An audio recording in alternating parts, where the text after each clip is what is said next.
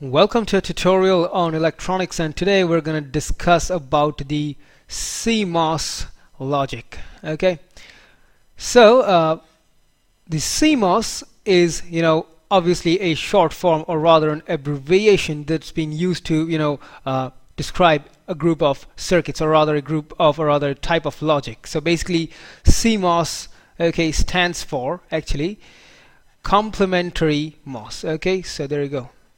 It's known as complementary MOS logic. That's what we're going to discuss today. So now what do we actually mean by complementary MOS? So I'll just come back to it in a short while. So if you all have come across the TTL, the ECL, or rather the DTL sorts of logic, that's where that were basically used in order to construct logic gates, using transistors, diodes, and so forth. Okay, so now each of these type of configurations had their own sort of logic system.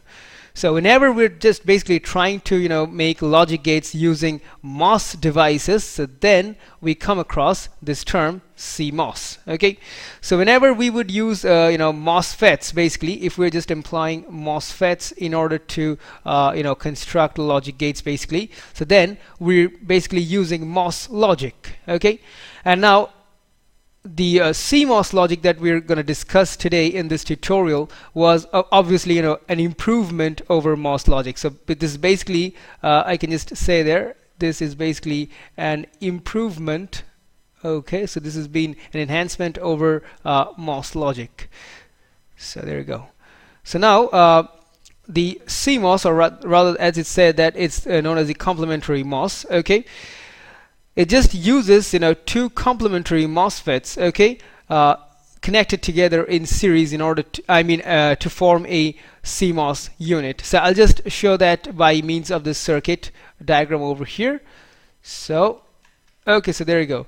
So here, as you can see in this circuit diagram, basically we have, as you can see, two types of MOSFETs. Okay, so the upper one over here represents a P MOSFET, so just call it PMOS. Okay, and the lower one is of course an N-type MOSFET, so we'll just call it NMOS. Okay, so now if we would just connect these two terminals, and connect this the upper terminal of this P MOSFET to the supply terminal, that's the plus VCC, and ground the lower one of the NMOS terminal over here. So now whatever we have, so this basically this thing over here basically represents a CMOS unit. So this is what we call as a CMOS unit. So now this CMOS unit, as we can see, consists of basically a P-type MOSFET connected in series with an N-type MOSFET. So now when these two are connected together in somewhat this way, then they represent a CMOS unit, and this particular unit is basically the basic constructional unit of all sorts of CMOS devices. So it's basically the constructional unit. I'll just like to pen it down over here. So basically the constructional unit of CMOS devices.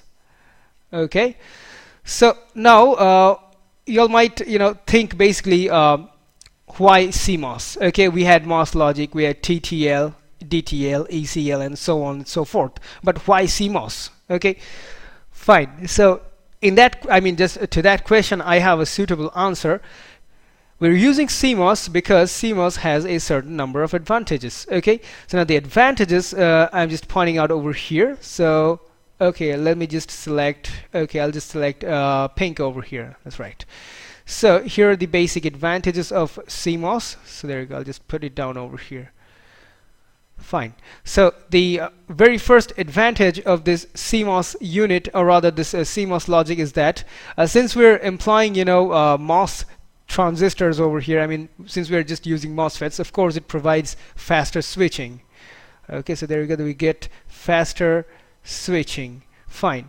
Number two, since we are using this complementary MOS configuration over here, so the biggest advantage of this sort of configuration is that it consumes less power, as only one of the MOS devices remain on during a certain interval of time.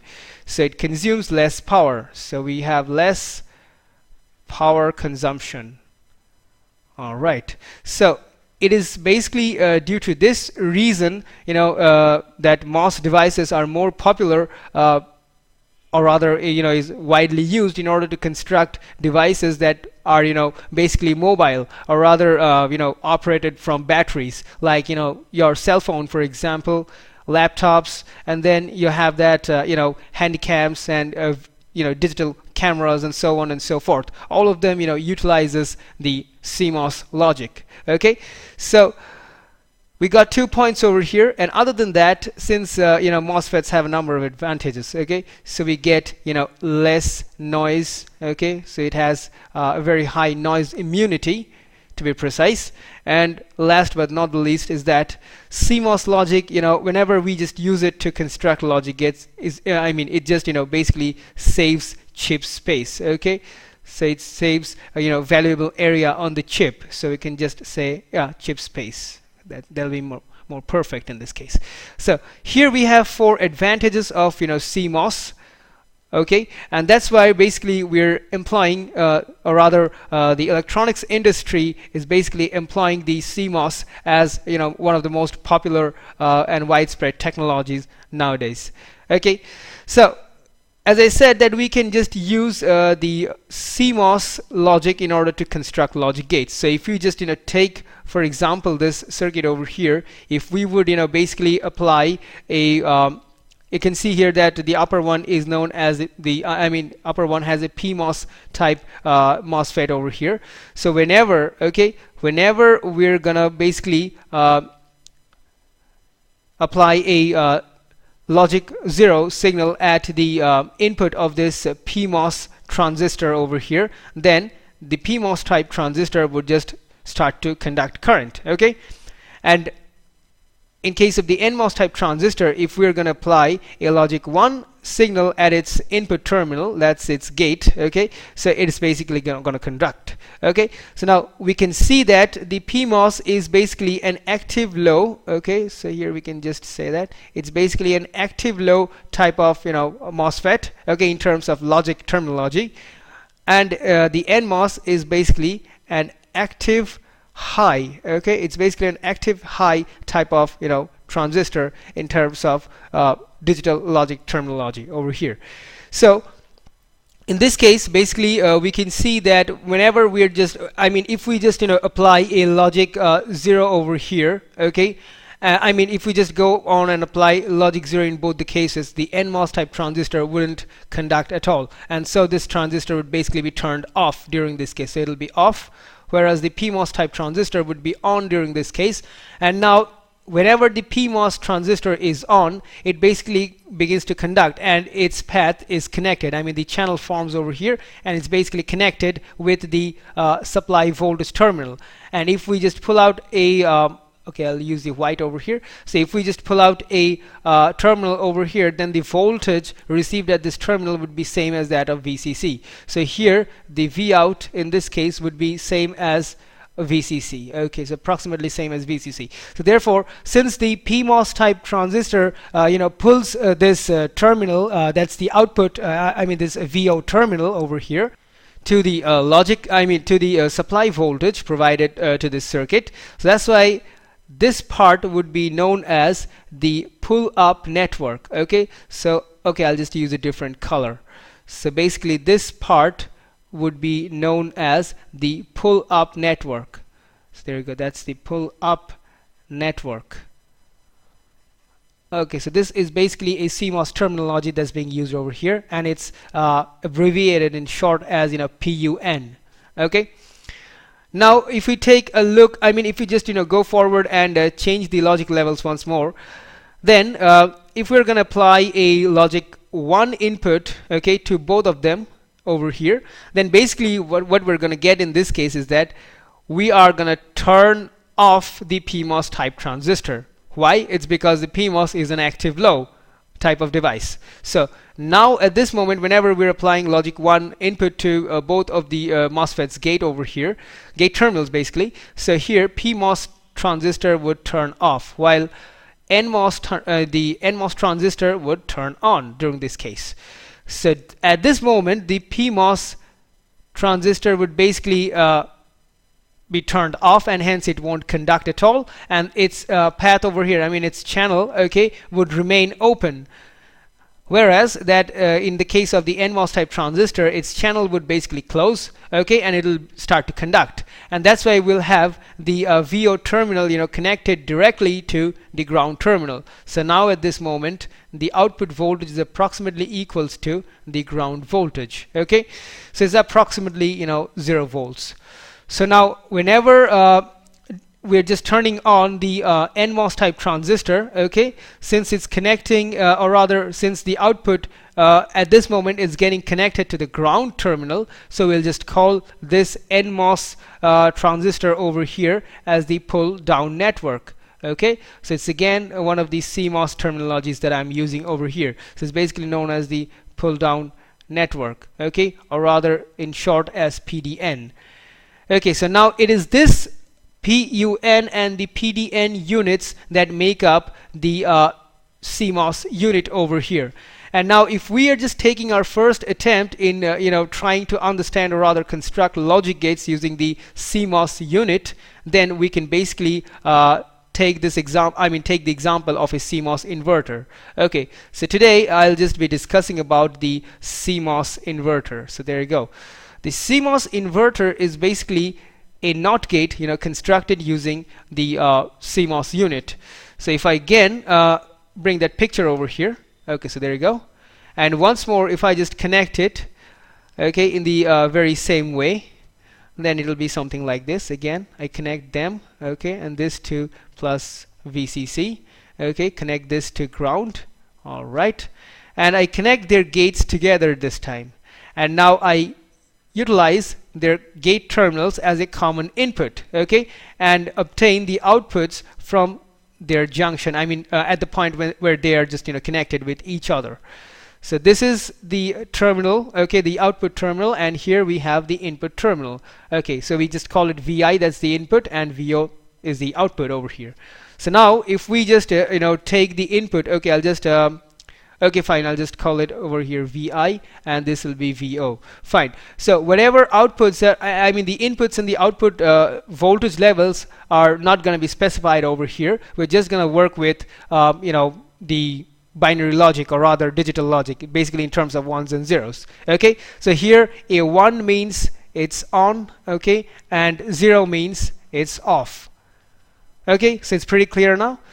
So now basically if we go forward and apply a logic 0 input, I mean a voltage level of logic 0, okay, input at the VI terminal over here, then basically we can see here the PMOS transistor would turn on, okay, while the NMOS transistor would turn off. So I'll just write it over here. This is the PMOS and this is basically the NMOS. Okay, so the PMOS transistor would turn off, I mean sorry, that it'll basically, you know, turn on in this case, and the NMOS transistor will turn off.